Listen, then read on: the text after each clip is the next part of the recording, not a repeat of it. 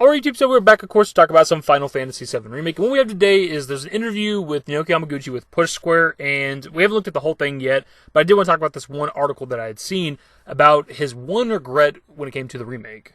Or as he puts it in the interview, it's not necessarily a regret, it's something that they wanted to put into the game, but it just didn't feel right in the moment where it would have been.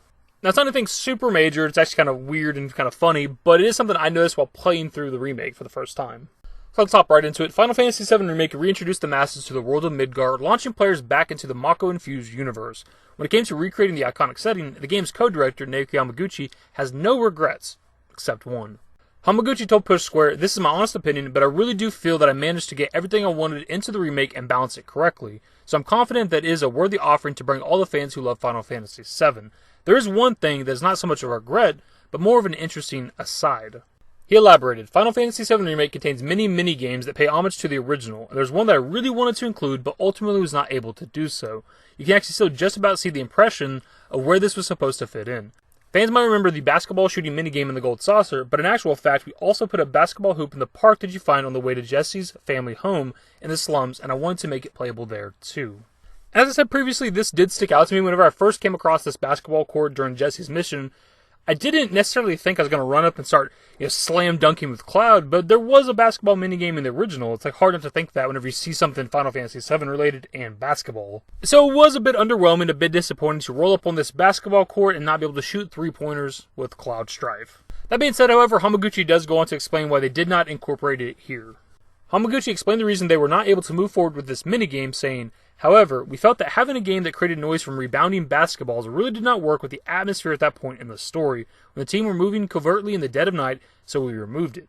We still wanted to leave a little homage in there, though, so we left an abandoned basketball there and made it possible for it to roll around." Everything about that makes perfect sense. Where Jesse's parents live is like Shinra employee housing, so obviously they want to be quiet there. It's the middle of the night. They're also going to break into a Shinra warehouse, which we find out a little bit later. So clearly they didn't want to make any noise. So it makes a lot of sense that you couldn't just go randomly shoot a bunch of hoops. My thing, however, is that the minigame could have been incorporated in several different locations. I don't even know why it needed to be a full basketball court, because all you need is one goal and a basketball, and you have the minigame. I don't expect to play an actual game of basketball with Cloud, though that would be pretty interesting. I don't expect to actually be dribbling up and down the basketball court and playing offense and defense with Cloud. All you need is just to be able to shoot free throws. You could have had a basketball goal in pretty much any of the slums locations, whether it's like a destroyed basketball goal that somebody found or somebody created. All you need is like a ring or a hoop elevated up in the air and a ball to shoot into it. It's an activity that the kids from any of the slums locations could have to be able to have a little bit of fun. Obviously, their lives are kind of shit. Add a little bit of levity to their lives. You could add it in like the Sector 6 park, for example. I mean, it's literally a park. Every park I've ever been to has a basketball goal.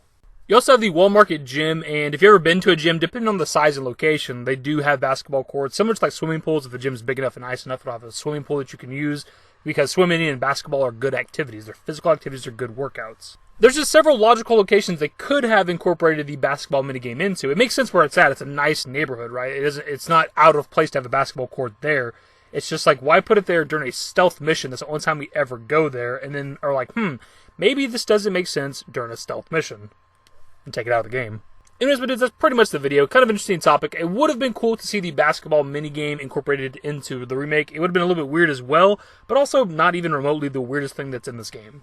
But at least we know that Hamaguchi does want to put it into the remake, so it should at least be in the sequel, probably when we go to the Gold Saucer, assuming we go there in the second game.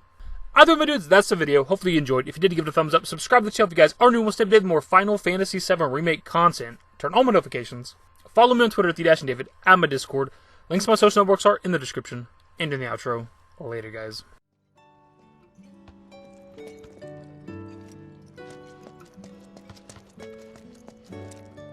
Give me a smile, give me forever for a while, give me forever.